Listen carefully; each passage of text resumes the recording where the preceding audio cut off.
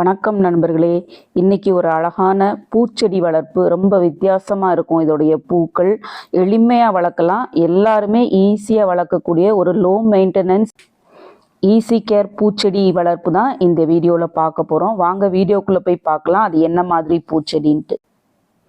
இந்த செடியை வழக்கத்தில் சும்மா கம்மல் பூச்செடின்னு சொல்லி சொல்கிறோம். ஏன்னா இதோடைய பூக்கள் அந்த மாதிரி அந்த ஷேப்லாம் பார்த்திங்கன்னா அந்த பெரியவங்கள்லாம் கல் கம்மல் போட்டிருப்பாங்க, இந்த ஷேப்பில் தான் இருக்கும். அதனால் இதுக்கு அந்த பேர் இருக்குது. ஒயிட் லேடின்னு கூட சொல்லுவாங்க. இந்தியன் கிளாக் வைன் கூட இன்னொரு பேர் இருக்குது. ஆனால் இதோடைய அறிவியல் பேர் தன்பர்ஜியா ஃப்ராக்ரன்ஸ். ரொம்ப ஃப்ராக்ரன்ஸ்ன்னு சொன்னதுனால என்னமோ மைல்டு ஃப்ராக்ரன்ஸ் இருக்குது இந்த பூக்களுக்கு. ஆனால் பார்க்க ரொம்ப அழகாக இருக்குது. லாங் லாஸ்டிங் ஃப்ளவர் தான். அதுக்காக ரொம்ப நாள் 15 நாள் அந்த மாதிரி இல்லை. கிட்டத்தட்ட ஒரு பூத்துருச்சுன்னா 3-4 நாள் வரைக்கும் செடியிலே இருக்குது.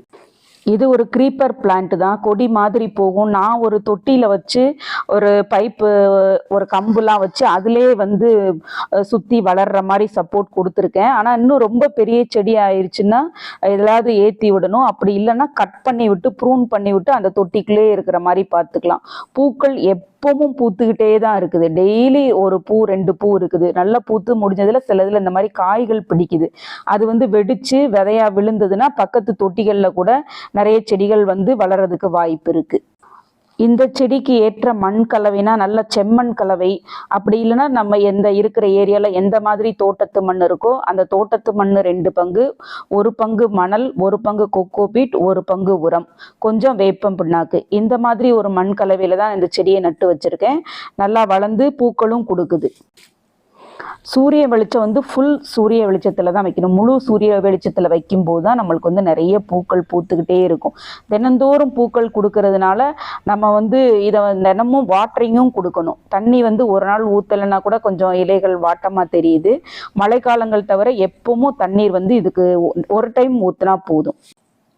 பூச்சி தாக்குதல்னு இது வரைக்கும் வரல. இந்த செடி வாங்கி ஒரு 4-5 மாதம் ஆச்சு.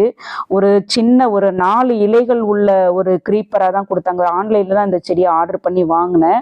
ஆனால் இப்போ நல்ல ஃபாஸ்ட் க்ரோயிங் தான். டக்குன்னு வச்சு ஒரு 3-4 மாதத்துல இந்த அளவுக்கு வளர்ச்சி பூக்களும் கொடுத்துக்கிட்டே இருக்குன்றது பெஸ்ட்டு தான். ஃபெர்டிலைசர் நான் மண் கலவை கொடுக்கும்போது அதிலே மாட்டுச்சாண உரம் கலந்தது தான்.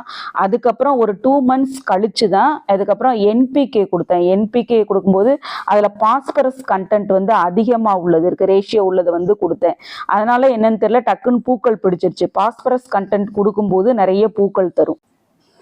ஆர்கானிக் உரமாகவும் கொடுக்கலாம். வாழைப்பழத்தோல், முட்டைத்தோல்லாம் உள்ள அதெல்லாம் கொடுக்கும்போது அதில் பாஸ்பரஸ், கால்சியம்லாம் அதிகமாக இருக்கிறதுனால இந்த செடியோடைய வளர்ச்சிக்கு அதுவும் நல்லா ஹெல்ப் பண்ணும். அப்படி இல்லைன்னா கூட நம்ம இன்ஆர்கானிக்னால் கூட என்பிகே கொடுக்கலாம். இப்படின்னா அந்த சீவீட் ஃபெர்டிலைசர் கொடுக்கலாம். எந்த மாதிரி உரங்கள் உங்ககிட்ட இருக்கோ அது கொடுக்கலாம்.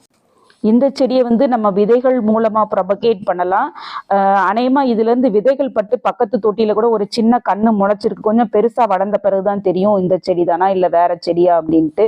அப்படி இல்லைன்னா கட் பண்ணி வளர்க்கலான்னு சொல்கிறாங்க. அதாவது கம்பு வச்சு கட் பண்ணி வளர்க்கலான்னு சொல்கிறாங்க. நான் ட்ரை பண்ணதில்லை. நர்சரியில் இந்த செடியை ஒயிட் லேடின்னு தான் சொல்கிறாங்க. நம்ம அதனால் இந்த பூக்களை பார்த்து கேட்கலாம். அப்படி இல்லைன்னா ஒயிட் லேடி செடின்னு கூட நம்ம கேட்டு வாங்கலாம்.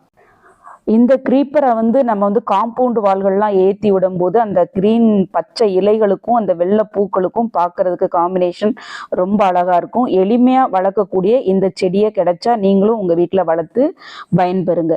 மீண்டும் அடுத்த வீடியோவில் வேறொரு புதிய வகை செடியை பற்றிய பதிவுடன் உங்களை சந்திக்கிறேன். அது வரைக்கும் பை நண்பர்களே.